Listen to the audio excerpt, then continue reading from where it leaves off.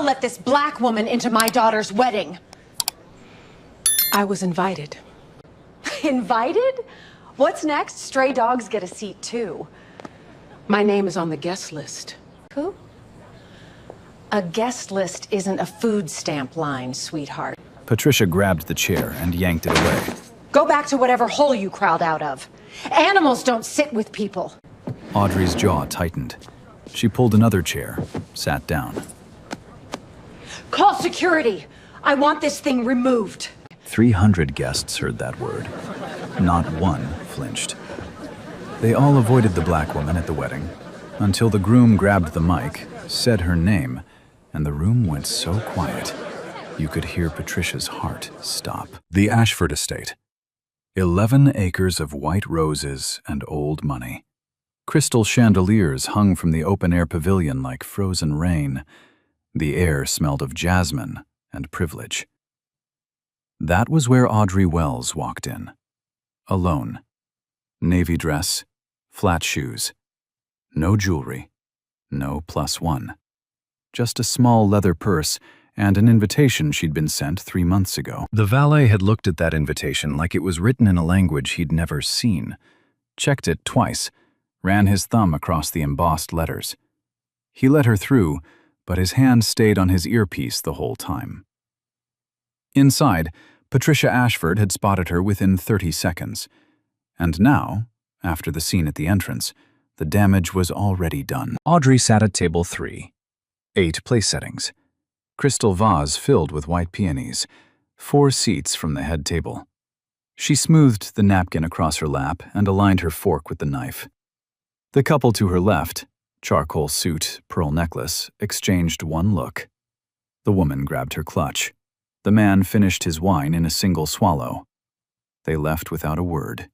Their chairs scraped across the stone like a verdict. A second couple followed. The woman picked up her place card and carried it to another table without even glancing back. Audrey sat alone at a table set for 8. Waiters in white gloves circled with trays of smoked salmon and truffle crostini. They served the table to her left. They served the table to her right. They walked past table 3 like it didn't exist. She reached into her purse. One notification on her phone. A message from a contact saved as E. Can't wait for you to meet everyone. Save me a dance. Something softened behind her eyes. A warmth that had no business being in this room. She read it twice. Then she locked the screen, slipped the phone back, and folded her hands on the white tablecloth. 300 people around her, laughing, clinking glasses, hugging, living their beautiful evening, and one woman sitting still in the center of all of it. Patient, quiet, like someone who had arrived early to a place that didn't yet know it belonged to her. Near the service entrance, Gerald, the event coordinator, pressed 2 fingers to his earpiece. Patricia was already walking toward him, heels clicking on the stone. I want her gone before the first toast. Handle it. Gerald nodded. He didn't ask questions. He never did. Cocktail hour started at 6. The sun dipped behind the estate's oak trees and turned the garden gold. Guests migrated toward the bar, a hand-carved mahogany station serving drinks that cost more per glass than most people made in a day. Audrey stayed at table 3. She wasn't hiding. She was waiting. Her phone sat face down on the tablecloth, the message from E still glowing underneath like a small, quiet promise. But Patricia Ashford wasn't waiting for anything. She was working the room, a woman on a mission, dressed in silver silk and a smile sharp enough to cut glass. She found Gerald by the bar. Why is she still here? Gerald shifted his weight. Ma'am, her name is on the list, table 3. She was placed there by, I don't care who placed her. Move her. Move her where? 14, back corner, near the kitchen. Gerald hesitated. Table 14 was the staff overflow, half hidden behind a pillar next to the swinging door where plates crashed and busboys yelled. It wasn't a guest table. It was a storage area with a tablecloth. Mrs. Ashford, that table isn't really... Did I stutter?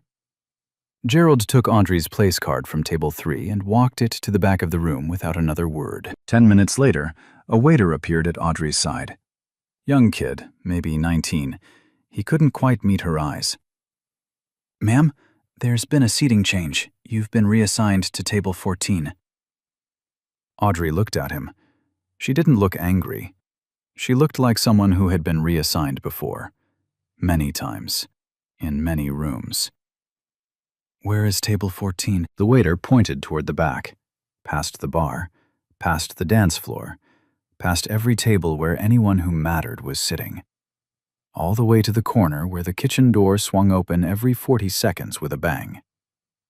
I see, Audrey said. She picked up her purse, stood, walked the entire length of the pavilion, every step watched by dozens of eyes that pretended not to see her.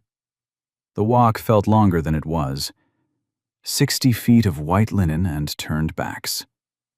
She pulled out the chair at table 14 and sat down. Alone again. This time next to the smell of dish soap and the sound of breaking plates. The tablecloth here was thinner. The flowers were fake.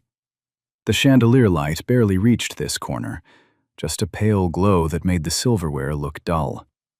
2 women at the next table, Diane and Margaret, both dripping in gold, watched her sit down. Diane leaned over. She didn't even bother to whisper. I heard Patricia had to move her. Apparently, she just showed up. No husband, no family. Nobody knows her. Can you imagine the audacity? Margaret stirred her cocktail. Probably looking for a free meal. You know how they are. Give them an inch and they take the whole buffet. Someone should check the gift table. Just saying.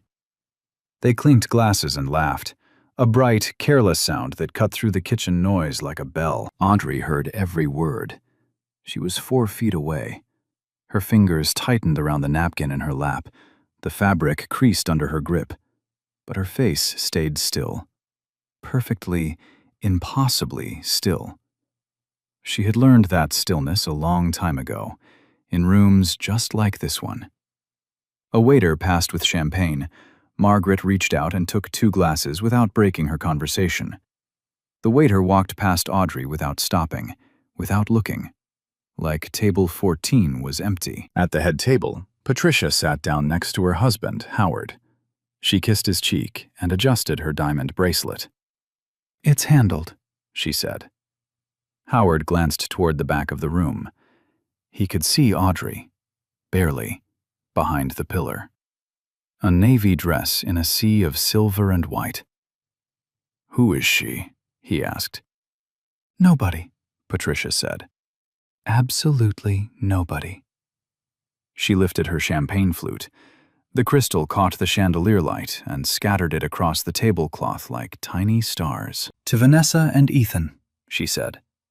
The table raised their glasses. Nobody toasted the woman sitting alone by the kitchen. Nobody noticed her phone light up.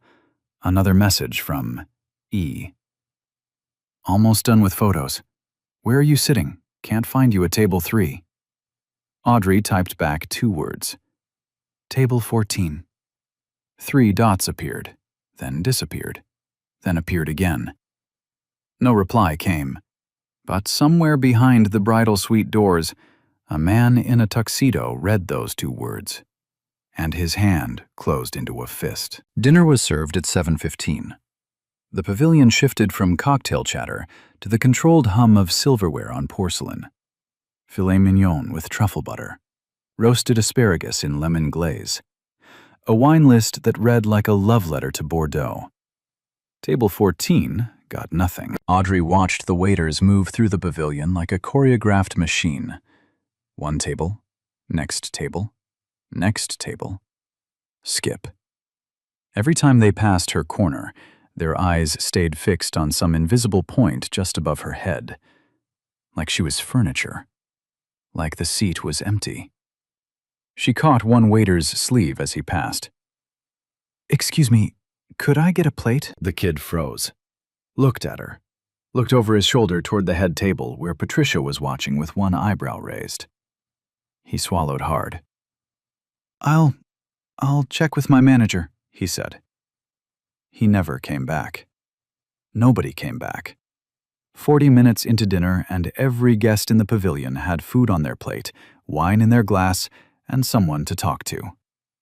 Audrey had an empty plate, an empty glass, and the sound of the kitchen door banging behind her every 40 seconds. She sat there anyway, hands folded, napkin pressed flat, like she was waiting for a meal she already knew wasn't coming. Then Craig Ashford showed up, Patricia's nephew, 32, finance bro, pink shirt with the collar popped, a bourbon in one hand and a grin that said he had never once been told no in his entire life. He leaned against the pillar, blocking what little light reached her corner. "So you're the one Aunt Pat's all worked up about. Can I help you?" "Nah, just curious." He swirled his bourbon, looked her up and down like she was something stuck to the bottom of a shoe. "What's a girl like you doing at an event like this? I mean, come on. The dress, the people. This whole thing is a little above your pay grade. You know that, right?" Audrey's voice was flat. "I know exactly what world this is." "Right. Sure you do." He took a sip, smacked his lips. "Look, nobody here knows you. Nobody here wants to know you. You're sitting alone at this sad little table in the back with no food, no drink, no man. It's pathetic. Like a stray parked outside a restaurant window hoping someone drops a scrap." He laughed. Nobody stopped him. "My advice? Leave. Quietly. Before it gets worse." "Are you done?" "Almost." He leaned in. His cologne was sharp and expensive and suffocating. "My aunt paid $400,000 for this wedding. She doesn't want your kind in the background of a single photo. And what Aunt Pat wants, Aunt Pat gets." He straightened up, adjusted his collar, turned to leave. His elbow caught the wine glass on the table's edge. A full pour of Chateau Margaux splashed across the front of Audrey's navy dress. The dark red stain bloomed across the fabric like a wound opening in slow motion. Craig looked down. His eyes went wide for exactly half a second. Then the corner of his mouth twitched upward. "Oops." 2 tables away, someone gasped. Then someone laughed. Then the gasps became whispers, and the whispers became silence. Because nobody wanted to be the person who said something. Audrey looked down at the stain spreading across her chest. The dress was finished. She knew it. Everyone in the room knew it. She picked up the cloth napkin, dabbed once, twice, set it down, folded it into a perfect square beside the empty plate. Her hands were shaking. Not a lot, but enough that the napkin trembled in her fingers before she let go. She looked at Craig, looked straight through him, and said one word. "Oops." Craig's smirk vanished. Something behind her eyes made him step back, just half a step, and he walked away faster than he'd come. Then Patricia arrived. She came to table 14 like a woman delivering a verdict. Silver silk, diamonds, champagne still in hand. She stood over Audrey the way a person stands over something they're about to discard. "I've been patient. I've been polite. But let me be very clear." She leaned in close enough for Audrey to count the diamonds on her necklace. "You are not welcome here. You were never wanted here. Whatever little fantasy you had about sitting with these people and pretending you belong, it's done. Look at yourself." Her eyes dropped to the wine stain. "You're a mess. You're an embarrassment. And if you had any shred of dignity left, you would walk yourself out that door before someone has to drag you." Audrey held her gaze. 5 seconds. 10. "Are you finished?" Same words she'd said to Craig. Same tone. Same terrifying stillness. Patricia straightened up faster than she'd intended. Something about Audrey's eyes. No anger, no tears, no flinch, unsettled her in a way she couldn't name. "Vanessa," she called over her shoulder. Come handle this." She walked away, heels cracking against the stone like gunshots. Audrey sat alone, wine stain across her chest, empty plate. Kitchen door banging, but she was still sitting, still there, still breathing. And behind the bridal suite doors, a phone buzzed, a message that read, "Table 14. Ethan Brooks read those 2 words, and for the first time all evening, the groom stopped smiling. Vanessa Brooks, formerly Vanessa Ashford, in about 45 minutes, crossed the pavilion with the kind of walk that only a bride at her own wedding could pull off. Chin up, veil trailing, every eye in the room tracking her like she was the sun. She reached table 14 and stopped. She didn't sit down. She stood with her arms folded across her Vera Wang bodice and looked at Audrey the way someone looks at a stain on their favorite couch. "Look," Vanessa said, "I don't know who you are. I don't know how you got in, but my mother is losing her mind. My guests are uncomfortable, and I am not going to let some random woman ruin the biggest day of my life." Audrey looked up. The wine stain on her dress had dried to a dark, ugly patch across her chest. She didn't try to hide it. "I'm not ruining anything," she said. "You're ruining everything." Vanessa's voice cracked, not with sadness, but with the sharp edge of someone who was used to getting what she wanted and couldn't understand why this one thing wasn't cooperating. "Do you have any idea how much planning went into this? Any idea what this night means to my family?" "I have some idea," Audrey said. Something flickered across her face, a shadow of something Vanessa was too angry to notice. "Then leave, please. I'm asking nicely. Once." Audrey looked at her for a long moment. The bride was 28, beautiful, flushed, terrified of imperfection. For just a second, something close to pity moved through Audrey's eyes, quick and quiet, like a bird passing over water. "I'll stay until the speeches," Audrey said. "Then I'll go." Vanessa exhaled through her nose. She wanted to scream. You could see it in the tendons of her neck, in the white knuckles gripping her bouquet. But she was a bride. She was being photographed. She couldn't scream. "Fine," she hissed. "But if you say one word, one single word during my reception, I will personally have you removed. Are we clear?" "Crystal," Audrey said. Vanessa turned and walked away. The veil swept behind her like a white curtain closing on a stage. Audrey watched her go. Then she reached into her purse and pulled out her phone, not to text, not to call. She opened her photos. The picture was old, slightly blurred. A 12-year-old boy, rail-thin, oversized t-shirt, standing on the porch of a house with boarded windows and a sagging roof. He was squinting into the sun. His sneakers had holes in them. His jeans were 2 inches too short. Next to him stood a younger Audrey, 30-something, same calm eyes, same straight back. Her arm was around the boy's shoulder, not posed, not stiff, natural, like she'd been standing there a long time, like she'd stand there as long as he needed. She stared at the photo. Her thumb hovered over the boy's face. That boy was somewhere in this venue right now. Grown, 30 years old, wearing a tuxedo that cost more than the house in the picture. About to give a speech to 300 people who loved him. And he had no idea what they'd done to her. Audrey locked her phone, slipped it back into her purse, folded her hands. At the head table, the wedding coordinator tapped a glass. The room began to settle. Chairs scraped. Conversations dimmed.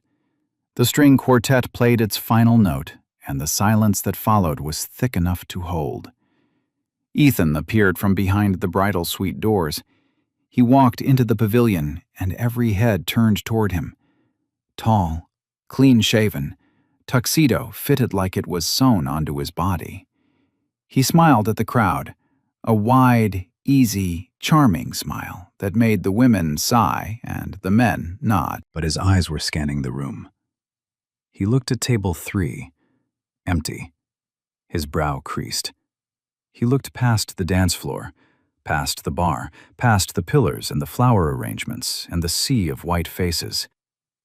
And then he saw her. Table 14. Back corner. Alone. Wine stain on her dress. Hands folded, sitting in the shadow of a pillar next to the kitchen door. Ethan's smile vanished, not slowly, not gradually. It disappeared the way light leaves a room when someone flips a switch. His jaw tightened. His hand gripped the edge of the podium so hard his knuckles turned white. He looked at Vanessa, then at Patricia, then back at Audrey. And something in his eyes changed. Something shifted from Groom to something else entirely. Something that made Gerald, standing by the service entrance with his clipboard, take one step backward. Ethan adjusted the microphone. "Before I begin," he said, and his voice was steady, but his eyes were not. "There's something I need to say." The room leaned forward. Ethan didn't start with a toast. He didn't start with a joke. He didn't thank the caterers, or compliment the flowers, or say how beautiful the bride looked. He started with a question. "How many of you know where I grew up?" The room was quiet. A few guests shifted. Someone coughed. "I'll tell you. I grew up at 114 Birch Street in Millfield. If you don't know Millfield, good for you. It's the kind of place people drive through with their doors locked. Boarded up houses, empty lots. The nearest grocery store was 4 miles away, and it closed in 2009. He let the silence sit. "When I was 12, my father lost everything. His business, his savings, our house. We moved into a 2-bedroom apartment above a laundromat. The heat didn't work, the ceiling leaked. My dad slept on the floor because there was only one bed, and he gave it to me." Patricia's smile was frozen solid. Howard shifted in his chair. "My mother left 6 months later, packed a bag while I was at school, and was gone before I got home. My dad tried to explain it that night. Halfway through, he stopped talking. He sat on the kitchen floor and didn't get up for 3 days." The pavilion was dead silent. No silverware, no whispers, no clinking glass. When I say everything was gone, I mean everything. My dad stopped eating. I was 12 years old stealing cereal from the corner store because there was nothing in the apartment. My shoes had holes. I wore the same jeans every day because they were the only pair I had. Ethan's voice held steady, almost too steady. The slight tremor in his left hand was the only thing that gave him away. Then, one day, someone knocked on our door. He looked toward table 14, a woman I'd never met. My dad had never met her either. She worked with a community foundation that helped families in crisis. A neighbor had told her about us. She showed up with groceries, not the cheap stuff, real food, milk, fresh bread, chicken, vegetables. She put it all on the counter, looked at my dad sitting on that kitchen floor, and said 5 words. His voice cracked, just barely. "You don't have to explain." He gripped the podium. She came back the next day, and the next. She got my dad into a treatment program. She paid our rent, not for a month or 2, for 3 years. She enrolled me in a real school, the kind with textbooks that weren't falling apart and teachers who showed up. Patricia had gone from frozen to gray. Her champagne sat untouched. Howard stared at the tablecloth like it might swallow him. When I got into college, she paid for it. Every semester, every book, every meal plan. She never asked for anything, never wanted credit, never wanted her name on a building or a plaque. He looked across 300 faces, some confused, some uncomfortable, some beginning to understand. When I got into medical school, she called. Not texted, called. And she said something I will never forget. "I didn't do this so you could thank me. I did this because someone should have done it for me, and nobody did. He stopped, breathed. His eyes were wet, but his jaw was iron. That woman is in this room tonight. Guests started looking around, at each other, at nearby tables, searching. She's sitting at table 14, every head turned toward the back corner, past the dance floor, past the bar, past the pillars. And there she was. Audrey Wells. Wine stain across her chest, empty plate in front of her, hands folded. Alone in the shadow of a kitchen door. Her name, Ethan said, is Audrey Wells. The room didn't gasp. It didn't murmur. 300 people inhaled at the same time and forgot to breathe out. She is the founder and CEO of Wells Hartley Pharmaceuticals. A sound moved through the crowd. Not a gasp, but something deeper. A recognition. Wells Hartley was a name every person in that room knew. A $2.3 billion company. The name on hospital wings and research grants and Forbes covers. She's the reason I'm standing here. She's the reason I'm alive. She's my godmother. The only person who showed up when everyone else disappeared. He looked at Patricia, then at Vanessa. His voice didn't rise. It dropped, low, controlled, more dangerous than any shout. And I would very much like to know why she is sitting alone at a table by the kitchen with wine on her dress and no food on her plate. Nobody moved. Patricia's hand reached for her champagne and closed around air. Her fingers trembled against the tablecloth. Vanessa's mouth opened. Nothing came out. Her bouquet slipped from her grip and hit the floor with a soft, dead sound. Gerald stepped behind the pillar, trying to disappear. Diane pressed her napkin to her mouth. Margaret wouldn't look up from her plate. Craig stood frozen in the middle of the dance floor, halfway to the bathroom, trapped between the exit and 300 pairs of eyes that suddenly saw exactly who he was. His pink collar was wilting. His bourbon was gone. He looked like a man who had just realized the ground beneath him was made of glass. The silence lasted 11 seconds. It felt like 11 years. Audrey sat at table 14. She hadn't moved. She was looking straight at Ethan with the same quiet, steady eyes she'd had all night. And for the first time, the very first time, those eyes were full of tears. Not shame, not vindication, just love. The kind that doesn't need an audience, the kind that shows up at a door with groceries and asks for nothing in return. Ethan steps down from the podium. He didn't walk to the head table. He didn't walk to his bride. He walked straight down the center of the pavilion, past table 1, past table 5, past table 9, all the way to the back corner where the kitchen door was still banging and the chandelier light barely reached. He stopped in front of table 14. 300 people turned in their chairs to watch. Audrey looked up at him. The wine stain had dried into a dark map across her chest. Her eyes were still wet. Her hands were still folded. She hadn't moved from that chair in 3 hours. Ethan knelt down, not bent over, knelt. One knee on the cold stone floor, his tuxedo pressing into the ground. He took her hands in both of his. "I'm sorry," he whispered. But the microphone was still on. Every person in that room heard it. "I didn't know. I didn't know they did this to you." Audrey shook her head. A tear broke loose and ran down her cheek. She caught it with the back of her hand, fast, like she'd been catching tears her whole life and was tired of it. "Don't apologize for them," she said.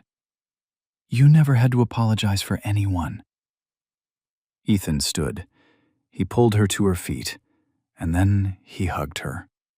The kind of hug that has years inside it, The kind that remembers a 12-year-old boy with holes in his shoes standing on a porch next to the only person who stayed. The room watched.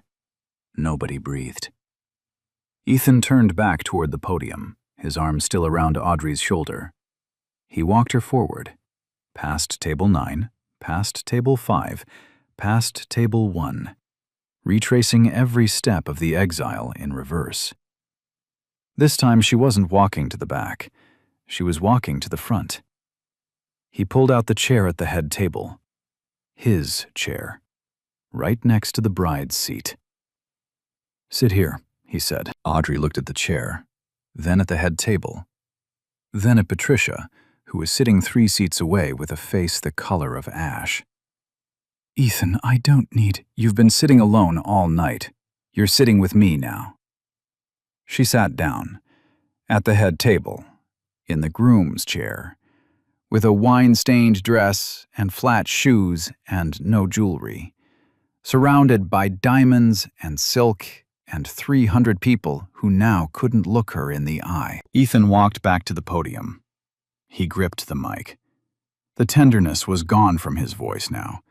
What replaced it was something harder, something forged. "I want to say something else," he said, "and I want everyone to hear it." The room braced. "The woman sitting at my table right now has donated more money to hospitals, schools, and shelters than everyone in this room combined. She has funded 14 community clinics across this state. She has personally paid for the education of over 200 children who had nothing, just like I had nothing." He looked at Patricia. "She paid for this venue." Patricia's lips parted. "She paid for the flowers."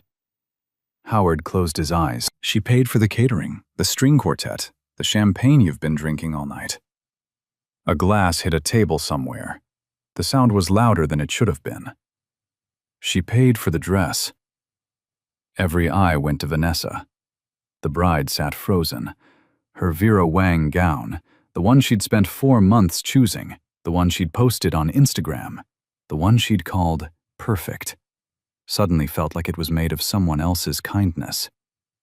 And it was. "I asked her to help because I wanted this day to be beautiful for my wife. She said yes in 4 seconds.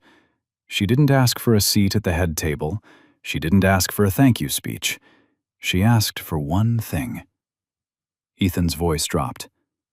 "She asked to come, to see the man I'd become, to meet the family I'd married into."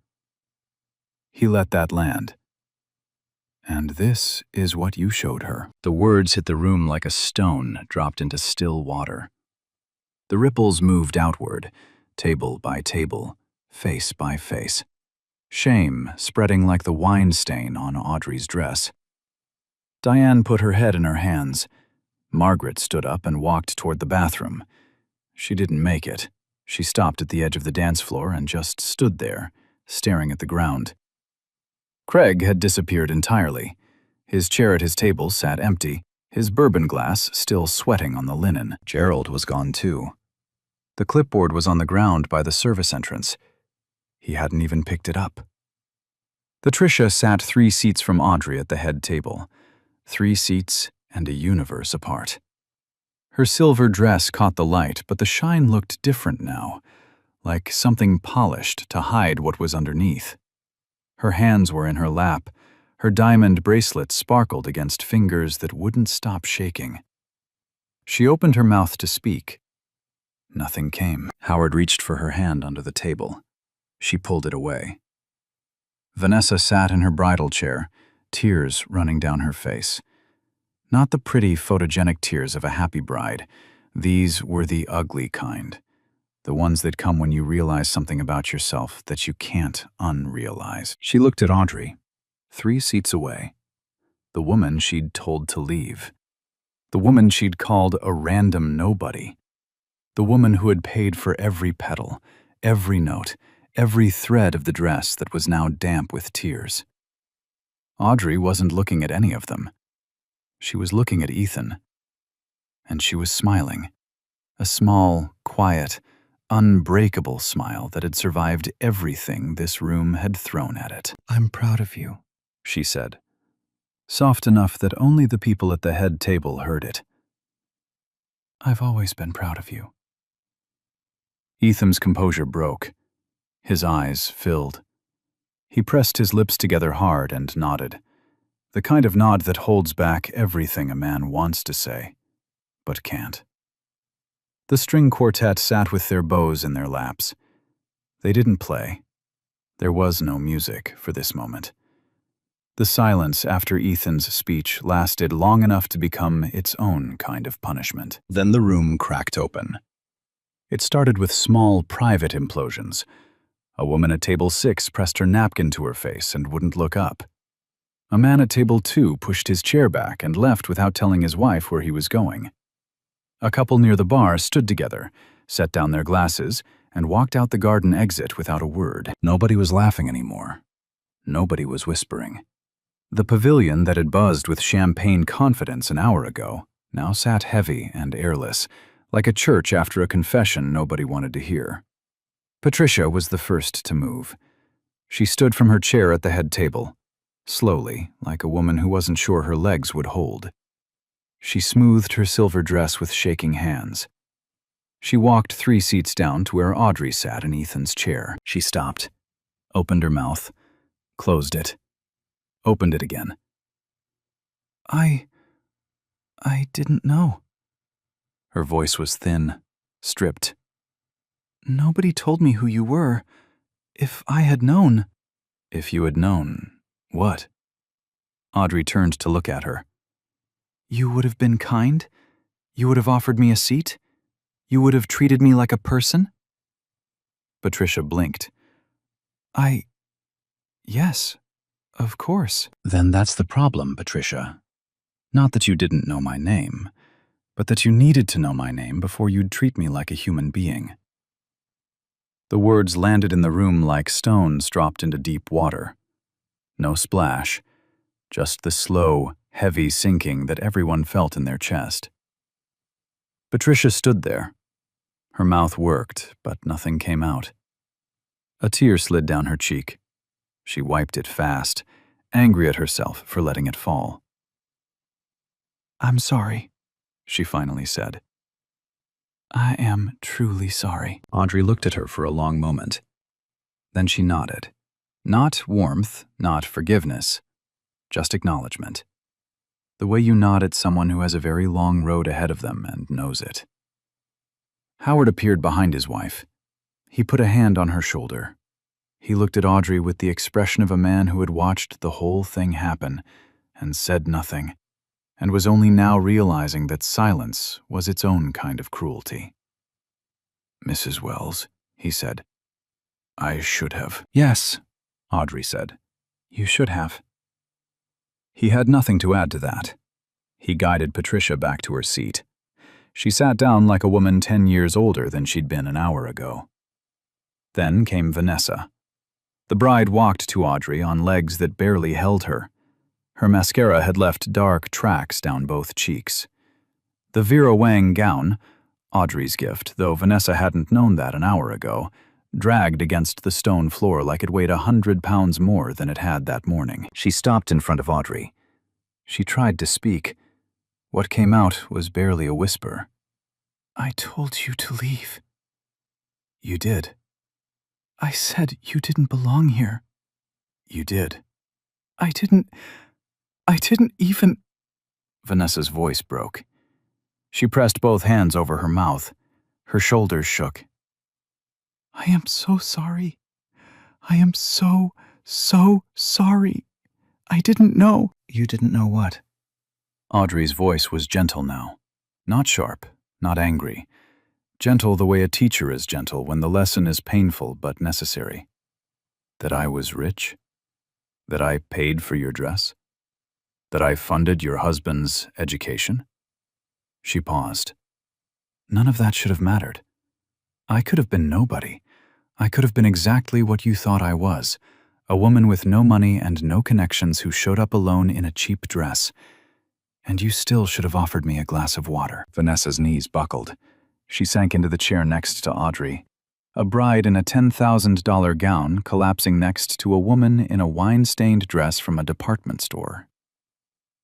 "I know," Vanessa whispered. "I know." Audrey reached out. She took Vanessa's hand, held it. The bride flinched, then gripped back hard, like a person holding onto a rope over a cliff. "You're young," Audrey said. "You have time. But your time starts now.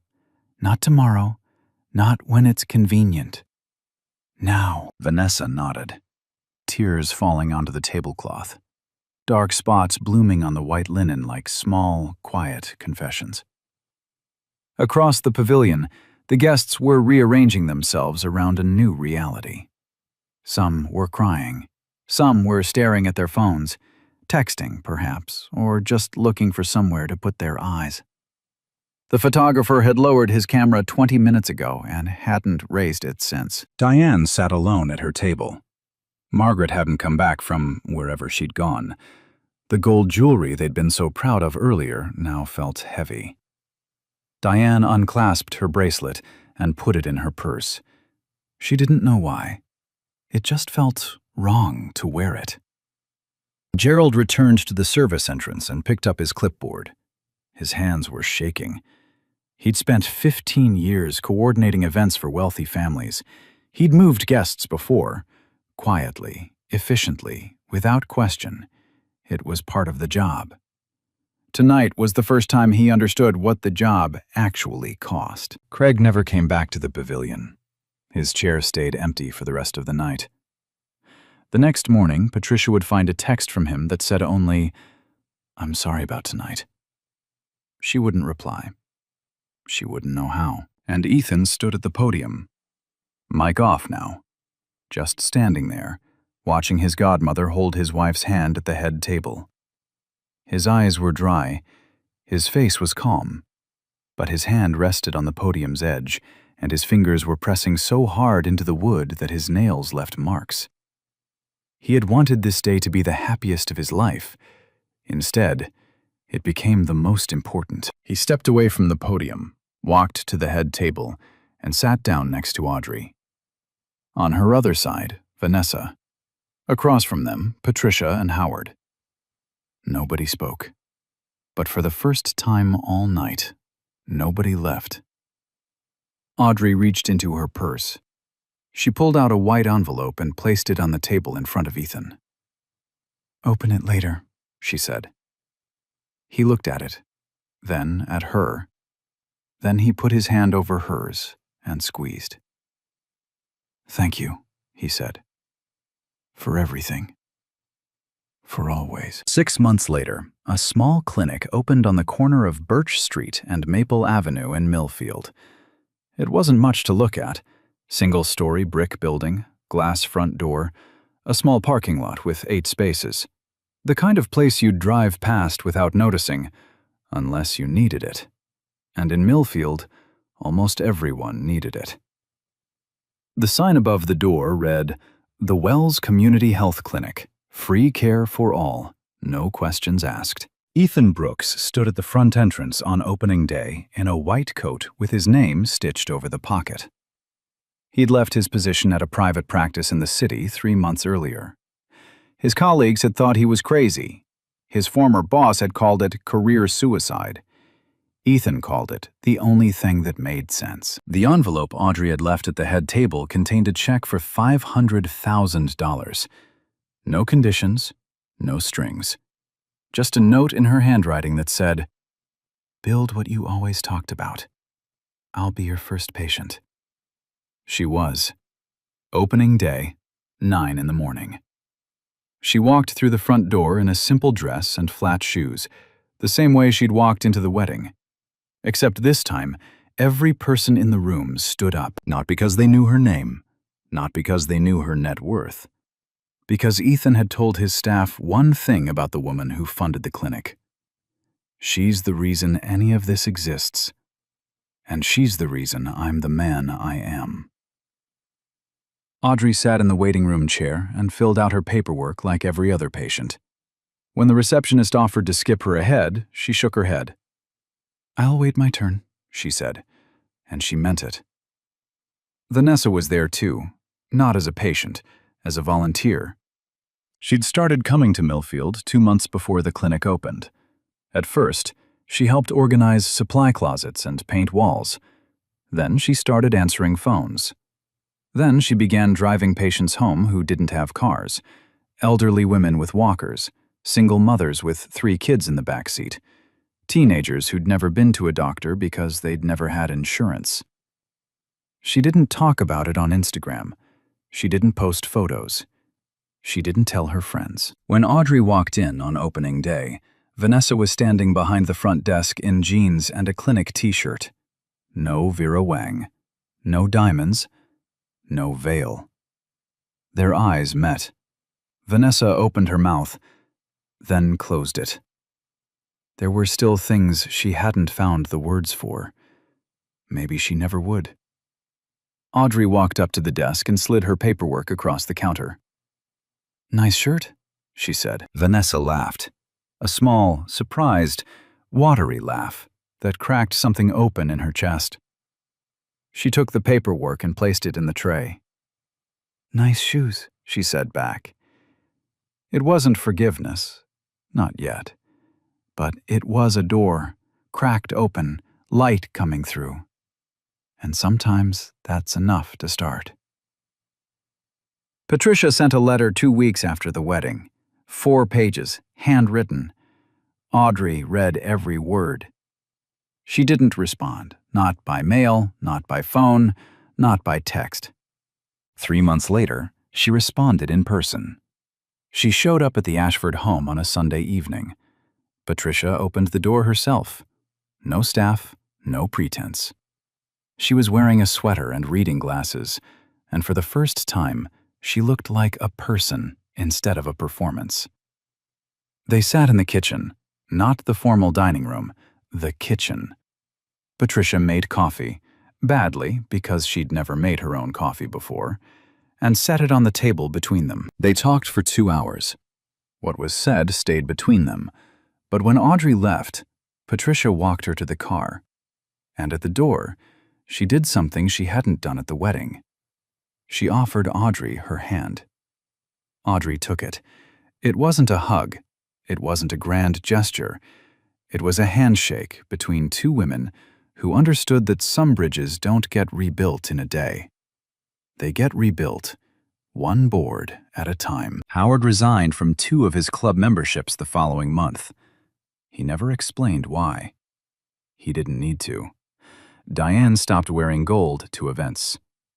Small thing, but the people who knew her noticed. Gerald left the event coordination business. He went back to school at 43, enrolled in a social work program. He told his wife it was because of something that happened at a wedding. He never said more than that. Craig never apologized in person.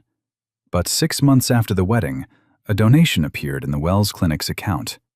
Anonymous. Exactly $400,000. The same number he'd thrown at Audrey's face that night. The same number that now paid for an entire pediatric wing. Audrey noticed the amount. She didn't say anything. Some apologies don't need a reply. They just need to exist. And Ethan treated his first patient at 9:15 on opening day, a 7-year-old boy with an ear infection. No insurance, no money. A mother who'd driven 40 minutes because every other clinic had turned them away. Ethan knelt down, the same way he'd knelt in front of Audrey at table 14, and looked the boy in the eye. "What's your name, buddy?" "James." "Okay, James, I'm Dr. Brooks, and I'm going to take care of you. That's a promise." The boy's mother started crying, not because of the ear infection, because someone had finally said yes. That's what Audrey built. Not a company, not a fortune. A world where someone says yes when everyone else says no. If this story made you feel something, drop a comment. Tell me, what would you have done if you were in that room? Would you have stayed silent like everyone else? Or would you have been the one to pull out a chair? Share this with someone who needs to hear it. And if you're not subscribed yet, you know what to do. 300 people, and not one needed to know our name to offer her a glass of water, but they did need it, and that's the part that should haunt you. Patricia said, if I had known, I would have been kind. Think about what that really means. Kindness was right there. She just locked it behind a gate that made always show a password to get in. That's not a mistake. That's a choice to treat dignity like currency only certain people carry. But Audrey built an entire life on the opposite belief. She showed up at the stranger door with rosary and said, you don't have to explain. She paid for a wedding that didn't want her. She sat in that chair for 3 hours, not because she couldn't leave, but because love doesn't wait for permission to show up. So ask yourself this, if dignity is something every person is born with, why do we keep making people prove they deserve it? And when you were the one sitting alone at table 14 who pulled out a chair for you, drop that in the comment. Share this with someone who needs it. I'll see you in the next one.